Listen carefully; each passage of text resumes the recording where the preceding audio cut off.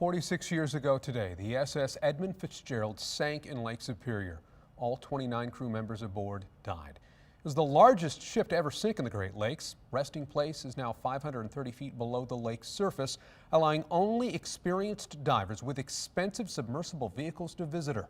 13 on your side's Brent Ashcroft spoke with someone who not only has dove the Fitzgerald wreck site, but saw something at the bottom that still haunts him to this day, Brent. That's right, Nick. If there was a Mount Rushmore of Michigan maritime historians, Rick Mixter would be on it. He's a Michigan-based documentarian and researcher, diving over 100 Great Lakes shipwrecks, producing programs for PBS, History, and Discovery channels. Rick is one of the few who has been to the bottom and explored the Fitz up close. The gales of November, they're no joke. You get a beautiful day like today, and then it snaps into a cold front that, sends it sub-zero. Documentarian Rick Mixter knows this to be fact. After 200 feet, no more sunlight can penetrate through Lake Superior. Because he's one of the few It ripped our hearts out. to have seen it up close and personal. You've seen pictures of the Fitzgerald, but had no idea how intact it would be. The bow section looks like it could still sail, and as you went through and saw the damage, it was very sobering, beat up and buried into the mud where that ship came down with such force into what looks like an underwater hill or a half mountain, if you will.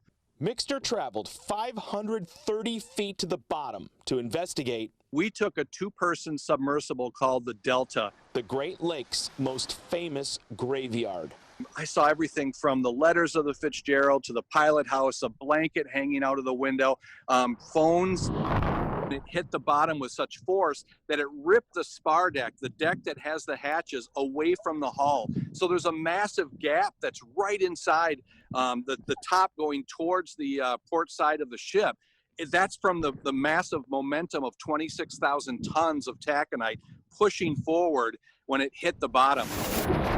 And around the bow section, you could see the prow of the ship, and it's thick steel, bent over 90 degrees from that collision with the bottom. He also saw something Discovered the first missing crewman. unexpected. They went so close that they recorded the entire face, the body, and these mysterious blocks that were on the body that looked like bricks. But later on, we figured out that was a cork life vest. His hour and a half with the Fitz is burned into his brain We couldn't believe it. forever. I really wish I could go back someday.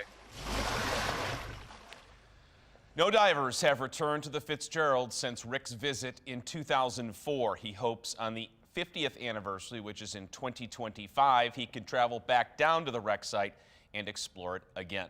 We have more information in the web version of this story at 13onyourside.com.